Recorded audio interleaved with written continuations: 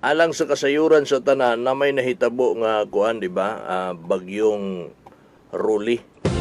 Piting luuya kay pilay patay ato sa Albay.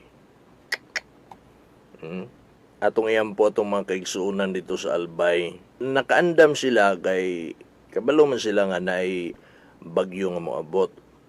Kabalo sila mo nang prepare sila. Na sila sa mga evacuation centers ng uban. Wala na sila namuyo atong na mga bundok kay basig na landslide kanang dool sa dagat, dool sa sapa, wala. Namakwit sila, nag-andam sila sa ilahang kaugalingon. Ilang mga balay dito, gisiguro gyud nilang ligon. Kaya og dili ligon ang bagkwit sila. Gipanglansangan nila tong mga angay lansangan, gipanghiktan tong mga hiktan. Kaya ang kaso, muhapak na si Bagyong Rolly, dili sila tantong maimpas. O niya, pagkaabot sa Bagyong Rolly, yun may galawa sila gadahom nga sobra pa silang expectation ang gikusgon sa nasampit na bagyo. Nga makaingon ka ba nga, kabalo man minginay bagyo, pero di mo may kabalo ay ngani day kusog. Ha? Murag ka nang, kung napay labaw pa ang bagyo, murag mauna man eh. Pirti man kusuga. Naka-prepare mi, pero wa mi kasagang. Piting luoyan ay mga bata na ngamatay, pitik kusuga sa hangin, nangalagpot ng mga atop, nangatumba ang mga poste, nangatumba ang mga kahoy, nangaupaw ang mga lubi. Grabe ka kusog. Halos wa na kay makita og dagito sa video nga duha sila ka buok sa kakusog sa hangin nga daidalang ulan, di na sila katindog, di sila kalakaw, bisag mukamang na lang.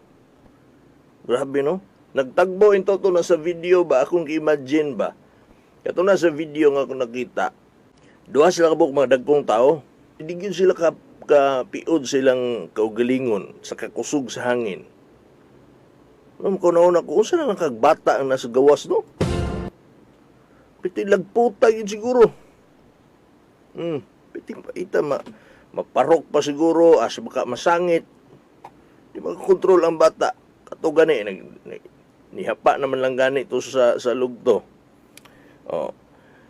Superting luoya ang ato ang mga kaigsuonan niya na kasinati sa gupit sa Bagyong Rolly.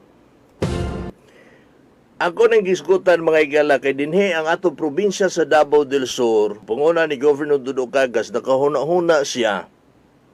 And of course, sa suporta sa mga miyembro sa Gunayang Palalawigan, sa panguna usab ni Vice Governor Mark, nga motabang ang probinsya sa mga kaigsuonan natong mas labing apektado sa Bagyong Rolly dito sa Albay.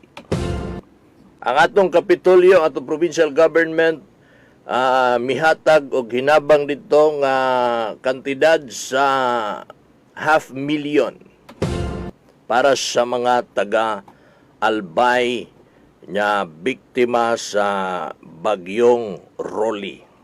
May na makahibalo mo, mga taga Davao del Sur, ang atong gobyerno, kita nga mga taga Davao del Sur, nitabang ta dito, og 500,000 agig tabang sa mga kaigsuon ng biktima sa bagyo.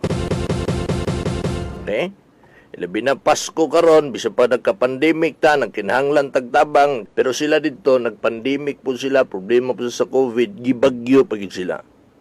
So, although nang inahanglan tagtabang, mo tabang ta sa mas labing nang inahanglan kaysa sa atua. Kung nanginahanglan ta, kay nagka-COVID ta karon, nagka-pandemic ta, maumampun na sila dito. Ni patong-patong na nilang problema dito.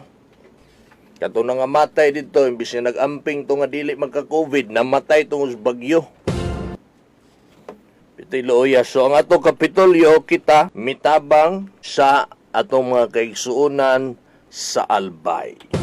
Ang ana ang kuha na to, no? ang ato ang pagkakristuhanon na agyod ang pagkamanggiluluyon sa atong mga lideres, sa atong governor, sa atong vice governor, mga sangguniang panlalawigan members o mga katawhan nga malipayon, nga makaingon niya, ay, maayo na. Nga nga itong provincial government of Davao del Sur ni tabang dito sa mga biktima sa bagyo. Pilay gi tabang? 500,000. Okay? Klaro na ha?